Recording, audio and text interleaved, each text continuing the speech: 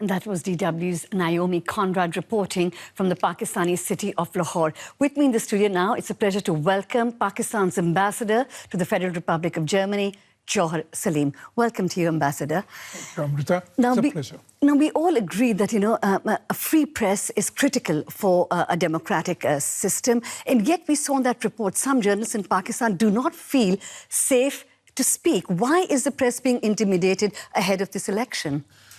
Amrita, I could say, I wish I could say that I was amused by this report, what I saw. But I'm not. Actually, it was unfortunate because it's quite a misperception. And I see all those misperceptions being spread in the international media.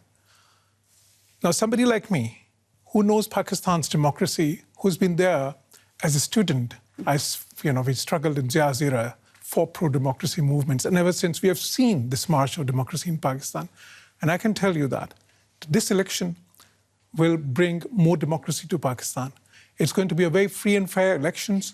Even FAFN is that organization which has 400 NGOs in it, 40,000 observers. But Mr. Ambassador, if I may interrupt, all of us as journalists are following developments in Pakistan. There's been huge criticism of the media crackdown. You have channels which have been taken off air. You have newspapers which have been shut down. You have journalists who've been abducted and have gone missing. That doesn't speak of a very open and free atmosphere for reporting in Pakistan. These are kind of generalizations. You pick 2 or 3 sporadic incidents, and then you try to just make some kind of deductions out of it, some conclusions out of it, which probably suits certain quarters. But the fact of the matter is, I'll quote one very interesting interview recently. There was this president of APNS, the All Pakistan News Association, Journalist Association, by BBC Hard Talk.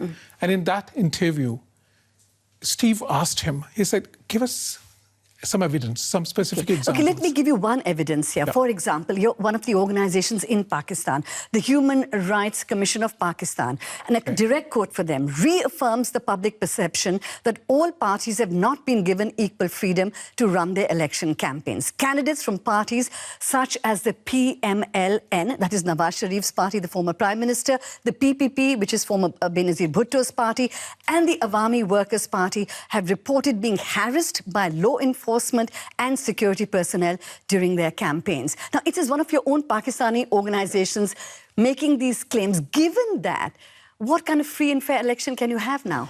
Well, I was quoting FAFN, like I said.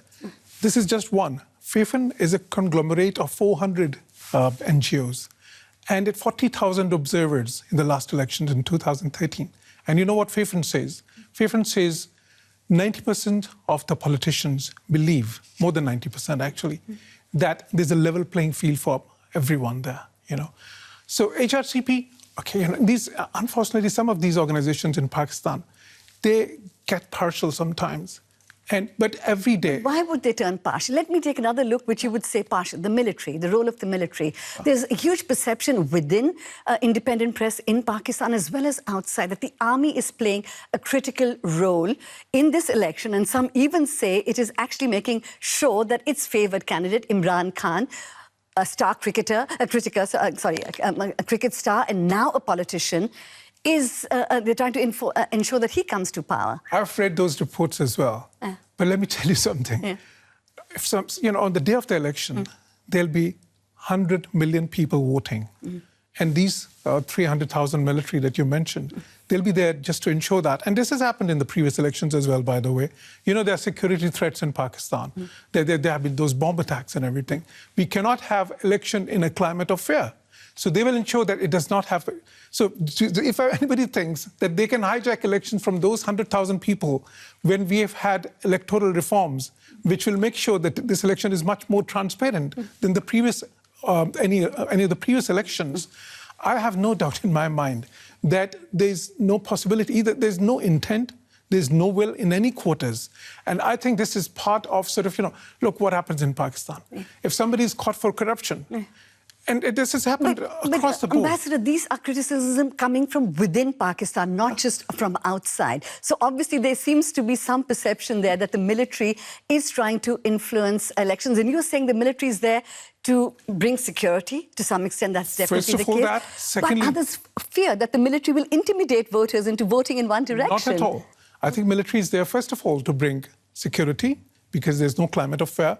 Second of all, I think a lot of things that have taken place recently, and those are unprecedented. In Pakistan, people always used to say that the corrupt never get punished, particularly the white-collar crime, the rich, you know.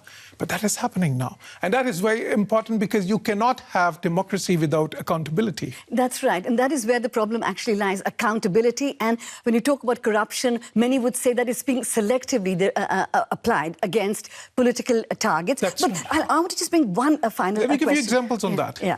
People from PTI, Imran Khan's party, people from PML-N, people from People's Party, Zardari's party. Across the board, the accountability is happening. So there no partiality One final there. question for you, Ambassador. Now, extremist parties are also contesting this election. To give you one example, Hafiz Muhammad Saeed, he's one of the people who's implicated in the masterminding the Mumbai attacks. His party, under a new name, is also contesting elections. Are you worried that extremist parties may become part of the mainstream after this election? Amrita, let me tell you something. We are here in Berlin. In this city, there are streets named after people who were militants, and then they became mainstream politicians, and then they actually got Nobel Prize for peace, you know.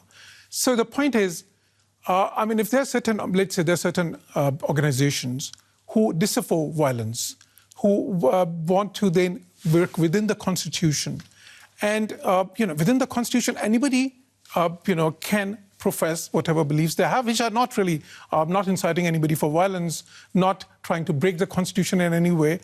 Yeah, and then people decide.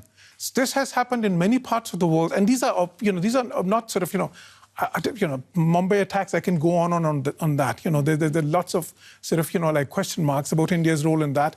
So let's not talk about that. But the point is that in Pakistan, it's not the militants who are allowed, you know, who are being allowed to contest in elections. It's actually the people who had, let's say, at some point, extremist ideologies, but then they disavow those ideologies. They want to be part of the mainstream politics. So why shouldn't they be given this chance?